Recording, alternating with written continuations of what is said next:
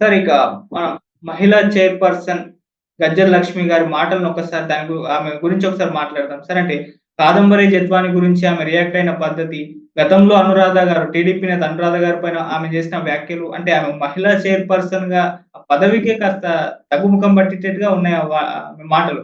మీరు ఏ విధంగా చూస్తారు ఆమె మాటల్ని? మీరేం చెప్తారు సార్ ఈ ఇష్యూ పైన? ఆదిత్య గారు, సార్. ఆంధ్రప్రదేశ్ మహిళా కమిషన్ చైర్పర్సన్ హ్మ్. గజ్జల వెంకట లక్ష్మీరెడ్డి గారి గురించి నేను నిన్ననే వీడియో చూసా. అవును. అది కూడా కాదంబరి జత్వాని కేసు విషయంలో కాదంబరి మీద ఆమె చేసిన మాటలను విన్నా. మేమైతే ఒకటి అనుకుంటున్నాము, ఈ రాష్ట్రంలో ఉన్న మహిళలు, ఈ రాష్ట్రంలో ఉన్న ఆడబిడ్డల కోసం రాష్ట్ర మహిళా కమిషన్ ఏర్పాటు చేయడం జరిగింది. ఈ రాష్ట్ర మహిళా కమిషన్కి ఒక యాక్ట్ ఉంది. ఇతర రాష్ట్రాలలోని విషయాలలో మేము జోక్యం చేసుకోము. ఇంకొకటి ఏంటంటే కాదంబరి విషయంలో ఏదైతే బాలీవుడ్ నటి కాదంబరి విషయంలో జరిగిన సంఘటనలో అనేక రకాలైనటువంటి కథనాలు వస్తున్నాయి. మేమైతే ముంబై వెళ్ళి బాలీవుడ్ నటిని తెచ్చుకోలేము, ఇక్కడ ఎంక్వైరీ చేయము. అక్కడ మహిళా కమిషన్ ఉంది, మహారాష్ట్రలో కూడా మహిళా కమిషన్ ఉంది, అక్కడ చైర్పర్సన్ ఉంది, అక్కడ రాష్ట్రంలో కూడా ఒక యాక్ట్ ఉంది. అక్కడ సంబంధించిన బాధిత మహిళల కోసం మహిళా కమిషన్ పనిచేస్తుంది. సో ఆ బాధిత మహిళ ఎక్కడైనా అన్యాయం జరిగిందని తెలిస్తే అదే రాష్ట్రంలో మహిళా కమిషన్కు కంప్లైంట్ ఇస్తే తప్పకుండా ఐఏఎస్లు ఐపీఎస్లు ఎవరు తప్పు చేసినా జైలుకు పంపించాలి. తప్పకుండా ఆ మహిళా కమిషన్ అలా చేస్తుంది. ఆ బాధిత మహిళ అంటే చదువుకోని వాళ్ళు మారుమూల ప్రాంతాల నుంచి కూడా ఈరోజు మహిళా కమిషన్ ఆశ్రయిస్తున్నారు. నాకు తెలిసి మహిళా కమిషన్ చైర్పర్సన్ ఇంకా ఆంధ్ర రాష్ట్రంలో ఉందని నేను అనుకోవాలా. ఎందుకంటే ప్రభుత్వం మారగానే ఈ నామినేటెడ్ పోస్టులన్నీ కూడా నియామక పోస్టులో ఉన్న చైర్పర్సన్స్ అందరూ కూడా ఖాళీ అవుతారు, ఖాళీ అయ్యారు. మరి ఈ పోస్ట్ ఎక్కడి నుంచి వచ్చింది, ఇంకా ఎందుకని కుర్చీలో కూర్చుందో నాకు అర్థం కాల. కాకపోతే నేను విచారిస్తే తెలిసింది ఏంటంటే గతంలో మహిళా కమిషన్ చైర్పర్సన్ గా పనిచేసిన వాసిరెడ్డి పద్మ గారు ఎన్నికలకు ముందు కాలంలోనే తన పదవికి రాజీనామా చేయటం మూలాన ఏర్పడిన ఖాళీలో మెంబర్గా ఉన్న ఈ గజ్జల వెంకట లక్ష్మీ రెడ్డి గారిని జగన్మోహన్ రెడ్డి గారు నియమించారంట. అప్పటి నుంచి ఆమె ఆ పోస్టులో ఉంది. సరే, ఆ పోస్టులో ఉండటము, ఆమె చైర్మన్ గా ఇవ్వటం ఇబ్బందికరమేం కాదు. కానీ ఈ కాదంబరి జత్వాని వ్యవహారంలో ఆ కేసులో ఒక ఆడకూతురు బాంబేకి సంబంధించిన నటిని విజయవాడ తెచ్చి ఐపీఎస్ అధికారుల యొక్క ప్రోద్బలంతో ఆమెను వేధించిన తీరు గాని, పెట్టిన శరలు గాని, కేసులు గాని, బెదిరింపులు గాని, తండ్రిని చేసిన దానిలో కనీసం చైర్పర్సన్ గా సానుభూతి లేకపోగా మహిళగా కూడా ఏమి సానుభూతి లేదు. ఈ చైర్పర్సన్ మాట్లాడుతుంటే అచ్చంగా వైసీపీ నాయకుడు మాట్లాడినట్టుగానే ఉంది నాకైతే. అవును సార్. ఆమె మా దగ్గరకు రాలేదు, మా దగ్గరకు ఎందుకు రాలేదు, ఆమె చదువుకోలేదా, ఎంతో మంది వస్తున్నారు, ఒకవేళ బాంబేలో ఏమైనా జరిగితే అక్కడ కూడా మహిళా కమిషన్ ఉంటుంది, దానికి ఒక చైర్పర్సన్ ఉంటుంది, అక్కడ కంప్లైంట్ ఇచ్చుకోవచ్చు కదా, ఈ తరహాలో మాట్లాడింది. నిజానికి ఏంటంటే కాదంబరికి బాంబేలో అన్యాయం జరగల, ఆంధ్రప్రదేశ్లో అన్యాయం జరిగింది. కేసు పెట్టినోడు కూడా ఆంధ్రప్రదేశ్ వాడే, కుక్కల విద్యాసాగర్. ఆమెను ఎఫ్ఐఆర్ కట్టక ముందు రోజే ఫ్లైట్ బుక్ చేసుకుని అమ్మాయిని తీసుకొచ్చింది కూడా, విచారించింది కూడా ఏపీ పోలీసులే, బాధ్యత కలిగిన పోలీసులు. వీళ్ళ మీద ఆమె కంప్లైంట్ పెట్టింది. దీనిని మహిళా కమిషన్ చైర్పర్సన్ అని చెప్పుకుంటూ విచారించి ఆ అమ్మాయిని కలిసి ధైర్యం చెప్పి ఓదార్చి చేయాల్సిన బాధ్యత కలిగిన చైర్పర్సన్ గారు అసలు మేము మహిళలమే కాదన్నట్టుగా మాట్లాడటం చాలా విడ్డూరంగా ఉంది. కానీ నాకు తెలిసి అడుగుతున్నారు, మరి కూటమి ప్రభుత్వం ఇంకా ఆ చైర్పర్సన్ దగ్గర నుంచేసి ఎందుకు రాజీనామా కోరటం కానీ లేదంటే తొలగించడం కానీ చేయలేదు నాకు అర్థం కాల. ఇందాక కూడా ఒక సీనియర్ అడ్వకేట్ తో మాట్లాడాను. ఇది రాజ్యాంగబద్ధమైన పోస్ట్ కాదులే గాని దీనికి సంబంధించిన మహిళా చట్టపరమైన ఏదో పోస్ట్ అంట. దీనికి కొన్ని పరిమితులు ఉండటం మూలాన్ని ఇదేదో కాలాతీతం అవుతుంది అని చెప్పి అన్నారు. మీరు అన్నట్టుగా ఎమ్మెల్సీ ఆమె పంచుమతి అనురాధ గారిని మాట్లాడిన మాటలు అవును. ఆ దుర్మార్గం అండి. ఓకే. ఆడ కూతురు, ఆడ మనిషి, సాదాసీదా ఆడ మనిషి కూడా అలా మాట్లాడదండి. హ్మ్. లోకేష్ గారిని మాట్లాడిన మాటలు నేను అవి ఉచ్చరించడానికి కూడా నాకు మనసు ఒప్పటం లేదు. అవును సార్.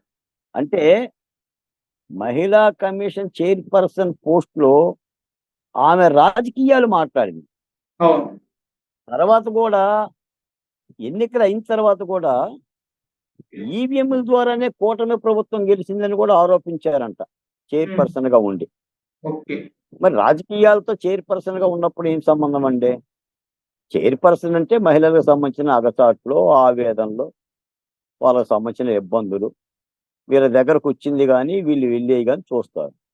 అవన్నీ మరిచేసి ఈవీఎంల ద్వారా కూటమి ప్రభుత్వం గెలిచింది, ఈవీఎంల్లో మోసం జరిగిందని మాట్లాడాల్సిన అవసరం ఏముంది చెప్పండి. అవును. కాబట్టి ఇలాంటి బాధ్యత లేని వాళ్ళని పదవుల్లో కొనసాగించడం మూలాన ఆ ప్రభుత్వానికి అప్రదిష్ట అండి. అవును. నేను కూడా కోరుతున్నాను అమరావతి భోజనం చేసేసిగా 24 గంటల్లో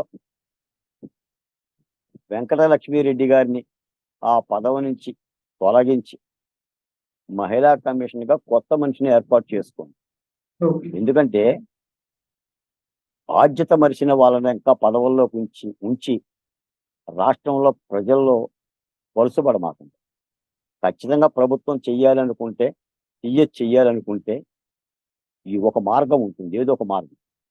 అదేమి పెద్ద రాష్ట్రపతి పోస్ట్ ఏం కాదు, తొలగించవచ్చు, దాని నిబంధనలు సవరించవచ్చు అవును.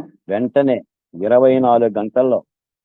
ఎందుకంటే ఆ మహిళా చైర్పర్సన్ తొలగించి బాధ్యత లేని వాళ్ళని తొలగించి బాధ్యత కలిగిన వాళ్ళని పెట్టండి. అంత దుర్మార్గమైన మాటలనే మాలాంటి ఉద్యమకారులు వినలేరు.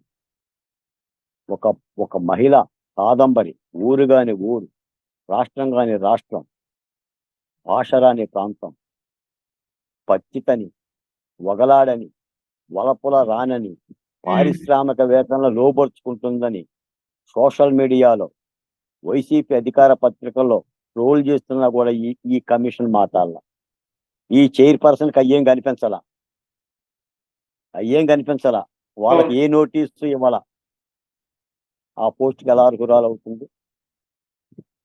కాదంబరిలో తప్పు వెతుకుతుందో తప్ప కాదంబరిని పతితని ఆమె యొక్క పుట్టువలని ట్రోల్ చేస్తూ ఆమెని ఒక విచ్చలవిడిగా వాడుకుంటున్న వైసీపీ అధికార పత్రికకి ఎందుకు నోటీస్ ఇవ్వలేదు? ఏంటి ఆ రాతలు, ఏంటి ఆ కోతలు, అవి కనిపించవా కమిషన్కి? కాబట్టి ఆ బాధ్యత లేని వాళ్ళు ఈ పదవుల్లో ఎట్టి పరిస్థితిలో ఉంచకూడదు. నేను ముఖ్యమంత్రి చంద్రబాబు నాయుడు గారిని, హోంమంత్రి అనిత గారిని కూడా కోరుతున్నాను, ఇది ఒక్కసారి సమీక్షించండి. 24 గంటల్లో ఆ మహిళా కమిషన్ చైర్పర్సన్ తొలగించి కొత్త నియామకాన్ని చేపట్టాలని కూడా మీ ద్వారా కూడా తెలియజేస్తుంది. ఓకే. అంటే క్లియర్‌గా సార్ ఆమె ఇప్పటికి కూడా ప్రభుత్వం మారినప్పటికి కూడా వైసీపీ తరపున ఎస్కేప్ చేయించాలి వైసీపీ నేతల్ని అన్న ధోరణి పాటిస్తుంది. ఆ విధంగానే కనిపిస్తుంది. ఈ కాదంబరి ఇష్యూ చూస్తే ఎస్కేప్ చేయాలనే ఒక ప్రయత్నం అయితే చూయిస్తుంది అనుకోవచ్చా సార్? సాధారణంగా ఆదిత్య, సార్. ఏ ప్రభుత్వం అయినా కూడా ఇవన్నీ నియామక పోస్టులు. అవును. ఈ నియామక పోస్టులన్నీ కూడా ఆయా రాజకీయ పార్టీల్లో పనిచేసిన వాళ్ళకే, ఆయా హ్మ్. రాజకీయ పార్టీల్లో నాయకులకు నచ్చిన వాళ్ళకే ఇస్తారు. అవును. కానీ కానీ హ్మ్. కొన్ని రాజ్యాంగబద్ధమైన పవిత్రమైన పోస్టుల్లోకి వచ్చినప్పుడు హ్మ్. అంతకు ముందున్న పాత్రని విడిచిపెట్టాలి. అవును. బాధ్యతాయుతమైన ప్రజాస్వామిక పాత్రను పోషించాలి, అందరికీ సేవ చేయగలగాలి. మీకు అసెంబ్లీలో స్పీకర్ పోస్టు, స్పీకర్ కూడా ఒక పార్టీకి సంబంధించిన ఎమ్మెల్యేని. అవును. కానీ స్పీకర్ పోస్టులోకి వెళ్ళిన తర్వాత ఆ స్పీకర్ పోస్టుకు సంబంధించిన విధి విధానాలనే పాటించాలి తప్ప రాజకీయ విధానాలను పాటించకూడదు. హ్మ్. గవర్నర్ పోస్టు కూడా అలాగనే, రాష్ట్రపతి పోస్టు కూడా అలాగనే, ఈ అవును. ఎస్సీ కమిషను, ఎస్టీ కమిషను, మహిళా కమిషన్ పోస్టులు కూడా అలాగనే. అంతకుముందు వాళ్ళు ఏ పాత్రలోనన్నా ఉండని, అక్కడ మనం ప్రమాణ స్వీకారం చేసిన తర్వాత ఆ పోస్టు తీసుకున్న తర్వాత అది చట్టబద్ధంగా రాజ్యాంగబద్ధంగా ఉన్న నిబంధనలు పాటించాల్సిందే తప్ప రాజకీయాలు మాట్లాడకూడదు, రాజకీయ ప్రేలాపనలు చేయకూడదు. ఆ నిబద్ధత ఆ పోస్టులకు ఉంటుంది. ఆ నిబద్ధతను కాపాడుకోలేని వాళ్ళని ఆ పోస్టుల నుంచి తొలగించడం ఉత్తమం. అవును. Right sir. Thank you so much sir.